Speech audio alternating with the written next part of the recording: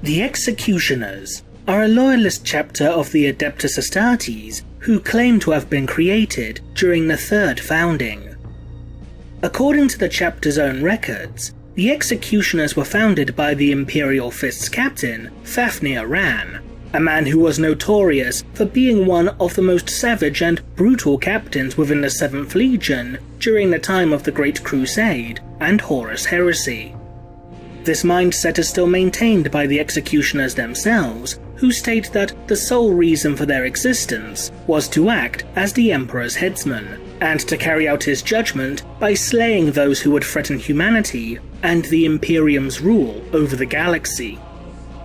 As befitting their vicious nature, the Executioners hold a preference for short-range firefights and melee combat, even to the point of replacing a single Devastator squad within each battle company with that of a Stern Guard veteran squad.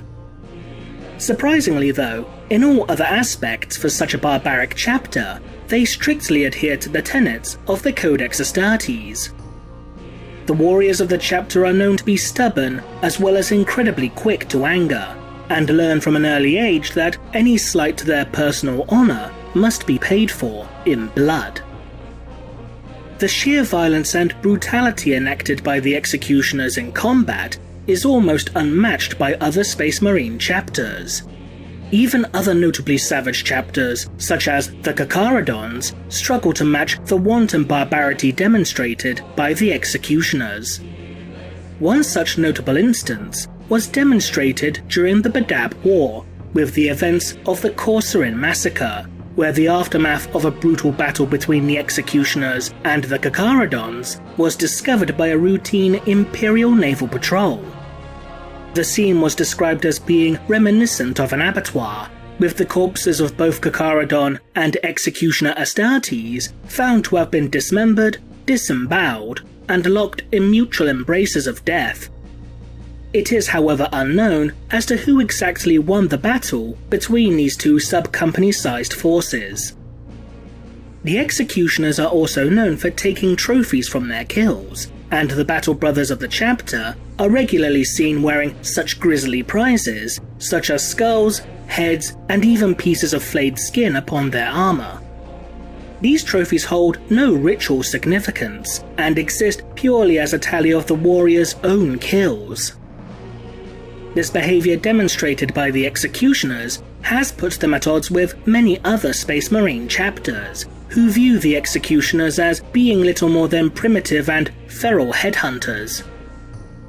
Despite the chapter's more savage and gruesome beliefs, they still hold a high regard for honor and skill at arms, much like their parent Legion, though hold little else in common with the other Sons of Dawn.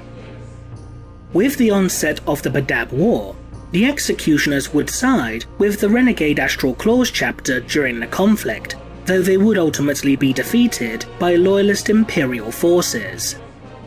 The Executioners would be offered the Emperor's forgiveness, providing that the chapter undertook a century-long crusade of penitence. The chapter's twin homeworlds would be watched over by the Salamanders chapter as well as the Executioners' own successor chapters, and should the Executioners complete their crusade, their worlds will be returned to them.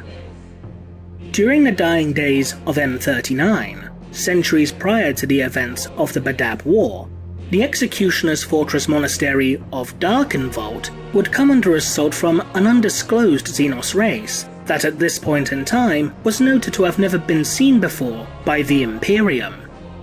This mysterious race would appear without warning, their ships remaining undetected by the defense systems of Darkenvault until it was too late. Taken completely unaware, the Executioners, who at this point were already under strength due to their various campaigns against the Orcs and the Enslavers, were almost utterly wiped out by this new threat.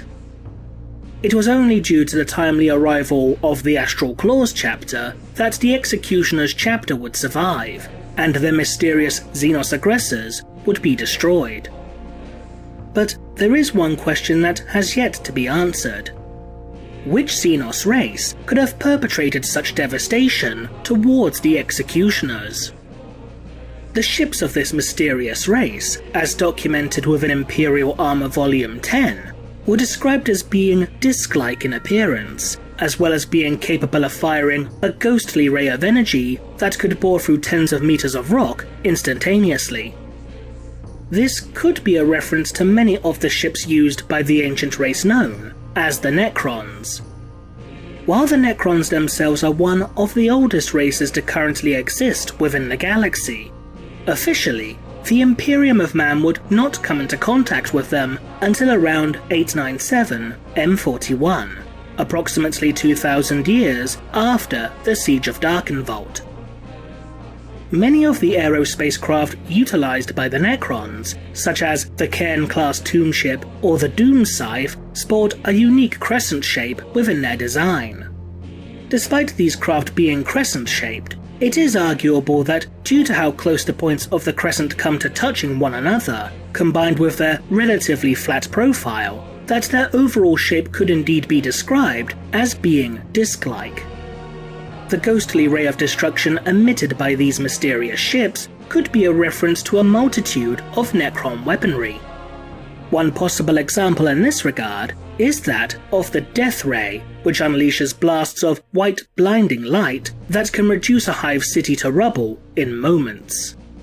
Alternatively, the ghostly energy blasts documented during the siege could be due to some form of Gorse weapon, as Gorse weapons strip away their target's component molecules layer by layer in order to generate a flaying effect that eventually vaporizes the target. Given the similarities between the technology and weaponry of the Necrons and those of the Xenos that appeared during the Siege of Darkenvault, combined with the fact that the battle took place prior to the Imperium's official first contact with the Necrons, it would initially seem that the Executioners were indeed attacked by this ancient race. However, while there are certainly similarities between the two races from a technological perspective, when examining the physical characteristics of the Xenos themselves, it becomes clear that any connections between the race that assaulted Darkenvault and the Necrons would appear to be purely coincidental.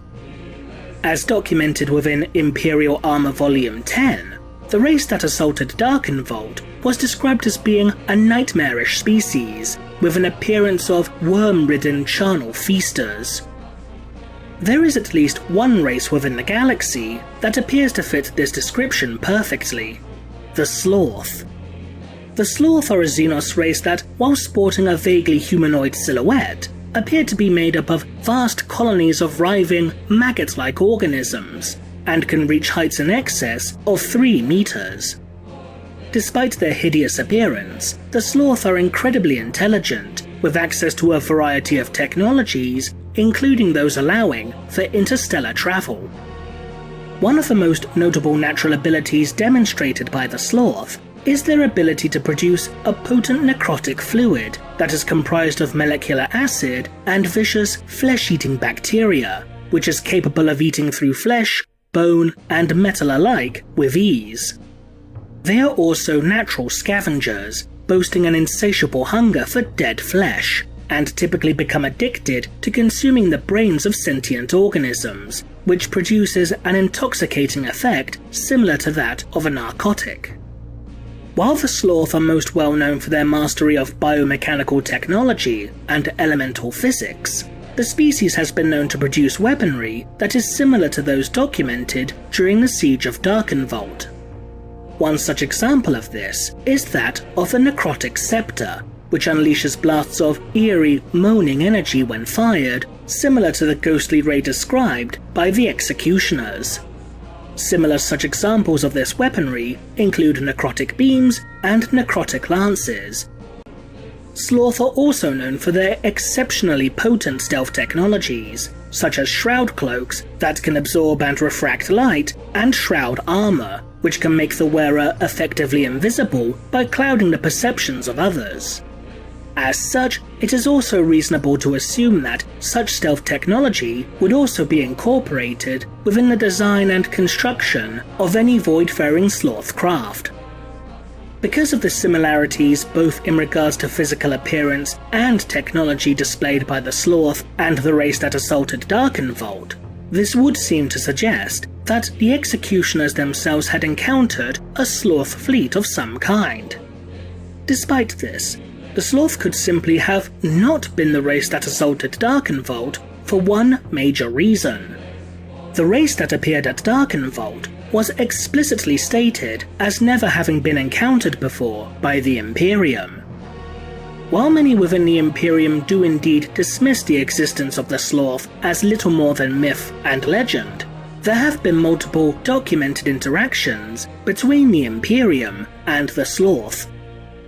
For instance, Horus Heresy Book 3, Extermination, details that within the tome known as the Codex Hydra, the Alpha Legion Primarch Alpharius was supposedly taken prisoner by the Sloth during his youth, prompting the Emperor to personally lead an assault to recover his lost son. Whether the events of the Codex are true or a complete fabrication, however, is unknown. But in spite of the unverifiable nature of the Codex Hydra, the fact that the Sloth were mentioned at all would seem to suggest that the Imperium had encountered the species during the Great Crusade, or possibly even earlier. The book Dark Heresy: Disciples of the Dark Gods would also appear to support this, as it claims that humanity's interactions with the Sloth could have dated as far back as the Age of Strife. But given how many within the upper echelons of Imperial society dismissed the race as being little more than a myth, it is admittedly possible that the species remained as being undocumented from an official standpoint, despite the numerous eyewitness testimonies over the millennia. Ultimately, the race that the executioners had encountered could very well indeed be a race that nobody has ever truly seen before.